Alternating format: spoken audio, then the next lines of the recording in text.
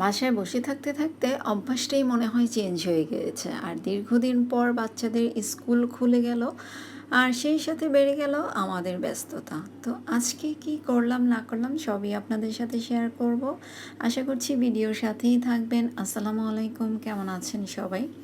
তো এটা হচ্ছে রাতের বেলা। তো রাতের বেলা নারকেলগুলো ছিল ঘরে, অনেক দিন দেশি থেকে যে নিয়ে আসছিলাম। তো আর এগুলো কুড়ানো হয়নি, আর না কুড়ালে তো এগুলো নষ্ট হয়ে যাবে। নারকেল কিন্তু এভাবে রেখে দিলে বেশি দিন থাকে না ভালো, যার কারণে আজকে একটু ভেঙে নিলাম। ভেঙে তারপরে যে কুড়িয়ে নিচ্ছি, কিছুটা দেখা যায় হাত দিয়ে কুড়িয়েছি। হাতের যে কুড়ানোর এটা ওটাকে আসলে কী বলে আমি জানিও না ঠিক।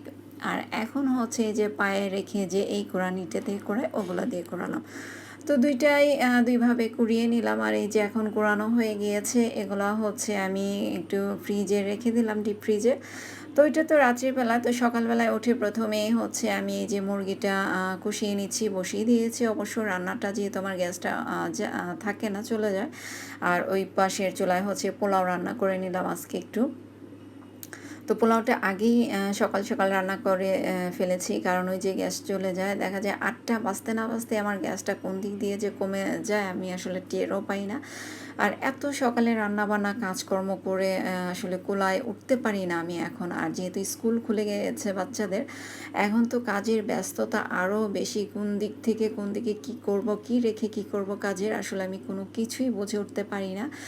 আর একা দেখা যায় আমার সব কিছুই ঘরের কাজগুলো করতে হয়, বাচ্চাদের আনা নেওয়া, সেই সাথে ঘরের কাজ, তো সব কিছু মিলিয়ে একদম হিমশিম খেয়ে যাই। তো কী করব, যার কারণে অনেক সময় অগোছালোভাবেই সব কিছু রেখে দিতে হয়। তো এই যে গতকাল হচ্ছে আমি একটু চিকেন বান বানিয়েছিলাম, চিকেন বন।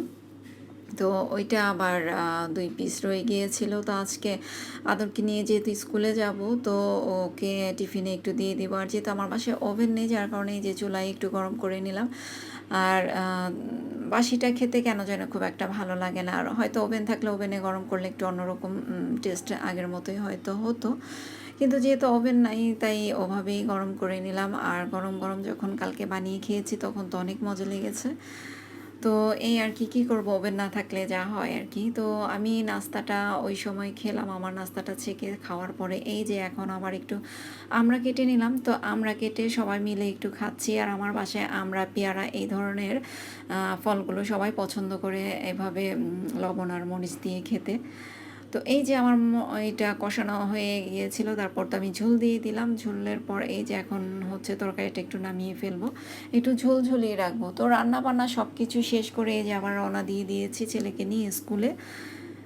তো এই হচ্ছে আমার অবস্থা সকাল থেকে উঠে, মানে এতটাই তাড়াহুড়োর মধ্যে থাকতে হয়, কোনো কিছুই আর মাথায় আসে না কী রেখে কী করব। তো আজকের ব্লগটি এ পর্যন্তই। ভালো থাকবেন সবাই, আল্লাহ হাফেজ।